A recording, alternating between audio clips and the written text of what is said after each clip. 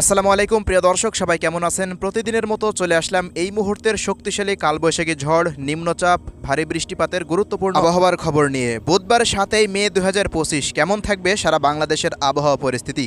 বাংলাদেশ আবহাওয়া অধিদপ্তর থেকে জারি হলো ফের ভারী থেকে অতি ভারী বৃষ্টিপাতের সতর্কতা। পরবর্তী 24 ঘন্টার মধ্যে দেশের বিভিন্ন অঞ্চল জুড়ে ঘন্টায় 60 থেকে 80 কিলোমিটার বেগে কালবৈশাখী ঝড়সহ তীব্র বজ্রপাত এবং শিলাবৃষ্টির সতর্কতা রয়েছে। পাশাপাশি এই মাসের দ্বিতীয় ও তৃতীয় সপ্তাহের মধ্যে বঙ্গোপসাগরের বুকে তৈরি হতে পারে একটি শক্তিশালী নিম্নচাপ বা ঘূর্ণিঝড়।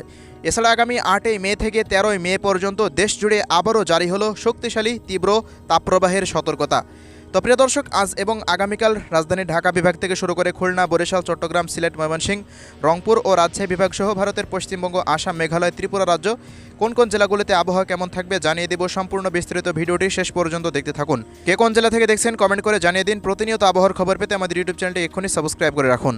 তো দর্শক, আমরা এই পর্যায়ে সরাসরি চলে আসলাম উপগ্রহ রাডারে। তো রাডার থেকে দেখা যাচ্ছে রাজধানী ঢাকা, খুলনা, বরিশাল এই তিন বিভাগের আকাশ ব্যাপক হারে মেঘলা থেকে মেঘাচ্ছন্ন হয়ে রয়েছে।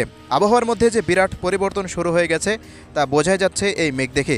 আজ সকালের পর থেকে রাজশাহী বিভাগ অঞ্চলের ওপর দিয়ে তৈরি হয়েছিল কালবৈশাখীর মেঘ এবং এই মুহূর্তে কলকাতা অঞ্চলের ওপর দিয়ে তৈরি হচ্ছে শক্তিশালী মেঘ, যেগুলো খুলনা, বরিশাল, ঢাকা বিভাগ হতে সিলেট, ময়মনসিংহ ও চট্টগ্রাম বিভাগ পর্যন্ত বিস্তৃত রয়েছে। আজ রাতের মধ্যে দেশের একাধিক জেলার ওপরে শক্তিশালী কালবৈশাখী ঝড় অতিক্রম করতে পারে।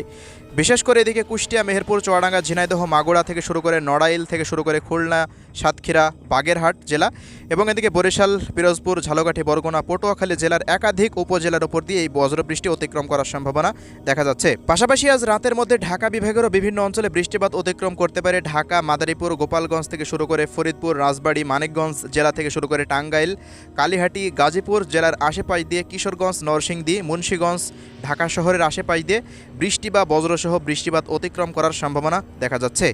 আজ রাতে আবহাওয়া পরিস্থিতি মেঘলা থেকে মেঘাচ্ছন্ন হয়ে থাকতে পারে এই বিভাগগুলোতে।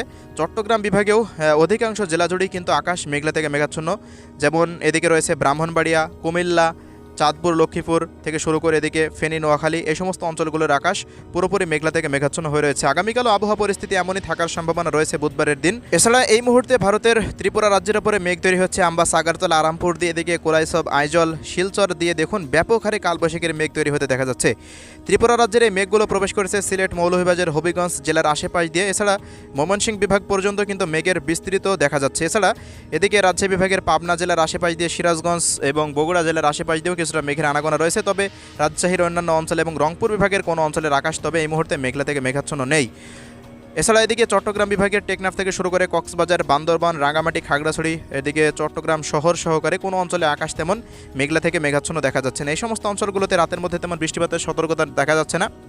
ভারতের পশ্চিমবঙ্গের আপডেটে যদি আসি, কলকাতা থেকে শুরু করে চন্দননগর, শান্তিপুর, কাটোয়া, বর্ধমান, দুর্গাপুর, বাঁকুড়া থেকে শুরু করে আরামবাগ, কোলাঘাট থেকে শুরু করে এদিকে খড়গপুর থেকে জমশেদপুর, পুরুলিয়া, বাঁকুড়া, বর্ধমান, উত্তর 24 পরগনা, দক্ষিণ 24 পরগনা, পশ্চিম মেদিনীপুর, পূর্ব মেদিনীপুর, হাওড়া, হুগলি, এদিকে মালদা, উত্তর দিনাজপুর, দক্ষিণ দিনাজপুর পর্যন্ত আকাশ মেঘলা থেকে মেঘাচ্ছন্ন দেখা যাচ্ছে।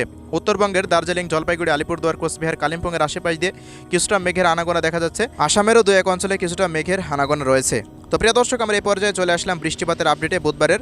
তো বুধবারের যে আপডেট দেখা যাচ্ছে, রংপুর, রাজশাহী এবং ঢাকা, ময়মনসিংহ বিভাগ পর্যন্ত একটা নতুন মেঘ তৈরি হতে পারে। রংপুর বিভাগের গাইবান্ধা, দিনাজপুর, ঠাকুরগাঁও, পঞ্চগড়, নীলফামারী, লালমনিরহাট, কুড়িগ্রাম প্রত্যেকটা অঞ্চল জুড়েই বৃষ্টি বা বজ্রসহ বৃষ্টিপাতের সতর্কতা দেখা যাচ্ছে। পাশাপাশি এদিকে দেখুন ভারতের উত্তরবঙ্গের দিকে বৃষ্টিপাত থাকতে পারে। রাজশাহী বিভাগের রাজশাহী থেকে শুরু করে পাবনা, নাটোর, এদিকে সিরাজগঞ্জ, বগুড়া, চাঁপাইনবাবগঞ্জ, জয়পুরহাট, নওগাঁ জেলার আশেপাশ দিয়ে বৃষ্টি বা বজ্রসহ বৃষ্টিপাত অতিক্রম করতে পারে।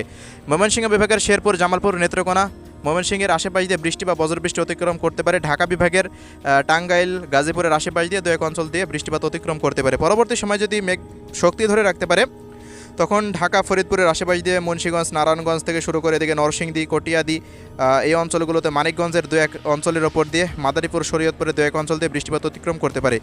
এছাড়াও ব্রাহ্মণবাড়িয়া থেকে শুরু করে কুমিল্লা, এরপর চাঁদপুর, লক্ষ্মীপুরের আশেপাশ দিয়ে কিছুটা বৃষ্টি বা বজ্রসহ বৃষ্টিপাতের সতর্কতা দেখা যাচ্ছে। আমরা যদি আরও পরবর্তী সময়ের দিকে চলে যাই, তো বৃষ্টিবাহী মেঘগুলো দেখা যাচ্ছে সিলেট বিভাগের দিকে প্রবেশ করতে পারে। সিলেট, সুনামগঞ্জ, মৌলভীবাজার, হবিগঞ্জ জেলাতে বৃষ্টি বা বজ্রবৃষ্টি হতে পারে। এছাড়া একই সময় দেখা যাচ্ছে মাদারীপুর থেকে শুরু করে শরীয়তপুর এই অঞ্চলগুলোতেও বৃষ্টিপাত হতে পারে। এছাড়া এদিকে লক্ষ্মীপুর থেকে শুরু করে ফেনী, নোয়াখালী, খাগড়াছড়ি, মানিকছড়ি, চট্টগ্রামের দু এক অঞ্চল, বান্দরবান, এদিকে কক্সবাজারের বিভিন্ন অঞ্চলের ওপর দিয়ে রাঙামাটি দু এক অঞ্চল দিয়ে বৃষ্টি বা বজ্রসহ বৃষ্টিপাত অতিক্রম করার সম্ভাবনা দেখা যাচ্ছে।